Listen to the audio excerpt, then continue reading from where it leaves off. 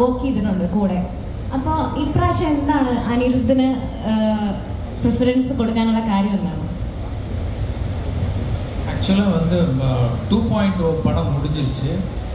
ஆனால் அதில் வந்து அந்த பேர்டு கேரக்டருடைய விஎஃப்எக்ஸ் அது சரியாக செட் ஆகலை. ஒரு விஎஃப்எக்ஸ் கம்பெனியில் கொடுத்தோம், அது சரியாக செட் ஆகலை. திருப்பி ஸ்க்ராட்ச்லேருந்து வேறு டிசைன் பண்ணி எக்ஸிக்யூட் பண்ண வேண்டிய ஒரு சுச்சுவேஷன் வந்தது. அதுக்கு வந்து அந்த கம்பெனி வந்து ஒரு 1 year கேட்டாங்க அந்த பேர்டை திருப்பி ரீக்ரியேட் பண்ணி ஃபைனல் ப்ராடக்ட் கொடுக்கறதுக்கு. அந்த 1 year எனக்கு வேலை இல்லை. ஏன்னா எனக்கு வந்து வீக்லி ஒன்ஸ் இல்லை ஒரு 2 நாள் 3 நாளைக்கு ஒரு தடவை ஒரு 1/2 hour அவங்க அனுப்புகிற ஷார்ட்டை பார்த்துட்டு அது நல்லா இருக்கா நல்லா இல்லையா, என்னுடைய ஃபீட்பேக் என்ன, கரெக்ஷன் என்ன, அது சொன்னால் போகும். ஐ ஆம் ஃப்ரீ. அந்த டயத்தில் வந்து இந்தியன் ஸ்கிரிப்ட் ரெடி ஆகிடுச்சு. சார்கிட்ட சொன்னேன், சார் பிடிச்சிது, ஸ்டார்ட் பண்ணிடலான்னு சொல்லிட்டு ஃபெப்ரவரியில், அதாவது அந்த 2.0 ரிலீஸ் ஆனது நவம்பர், ஃபெப்ரவரியில் இந்தியன் 2 ஸ்டார்ட் பண்ணுறதா பிளான் அப்போ தான் ஸ்டார்ட் பண்ணியிருக்காரு. இப்போ அதுவே ஒரு பெரிய பேர்டனை நான் பண்ண படங்களே ரொம்ப கஷ்டப்பட்டு பண்ண எஃபர்ட் போட்டு பண்ண பேக்ரவுண்ட் ஸ்கோர் வந்து 2.0 தான். இப்போ அவர்கிட்ட போய் நீங்கள் இந்த படத்துக்கு ஒரு 5 சாங் கம்போஸ் பண்ணுங்கன்னா அவர் பயங்கர பேர்டன் ஆகிடும், கண்டிப்பாக ரொம்ப கஷ்டம். அதே நேரத்தில் இப்போ அனிருத் வந்து தொடர்ந்து அவருடைய மியூசிக்லாம் நான் கேட்டுக்கிட்டே வந்தேன். மெலடி சாங் ஆகட்டும், வெஸ்டர்ன் சாங் ஆகட்டும், இல்லை நம்ம மாஸ் சாங் ஆகட்டும், ரொம்ப இன்ட்ரெஸ்டிங்காக இருந்தது, ரொம்ப பிடிச்சிருந்தது. ஸோ இந்த மாதிரி சுச்சுவேஷனில் நான் I thought I should go with Anirudh for that.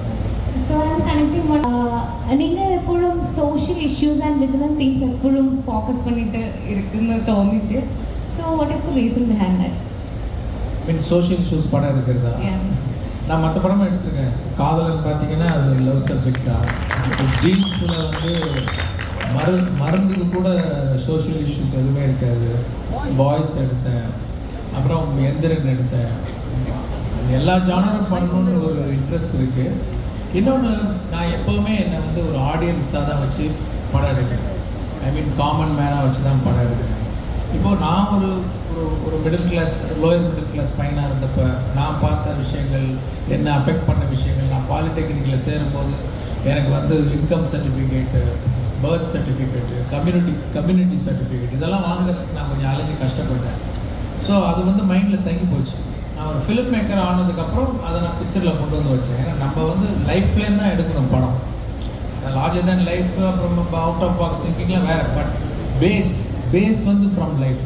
அது என்னுடைய லைஃப், என் லைஃப் மட்டும் இல்லை, என் கூட படித்த பசங்க, பக்கத்து வீட்டில் எல்லாருமே they are going through this issues. So அதனால் வந்து அந்த பாயிண்ட் ஆஃப் வியூவில் எடுக்கும்போது எனக்கு அந்த சோஷியல் இஷ்யூஸ்லாம் வந்து லைக் என்னால் ரிஃப்ளெக்ட் பண்ண முடியுதுன்னு நினைக்கிறேன். Thank you sir.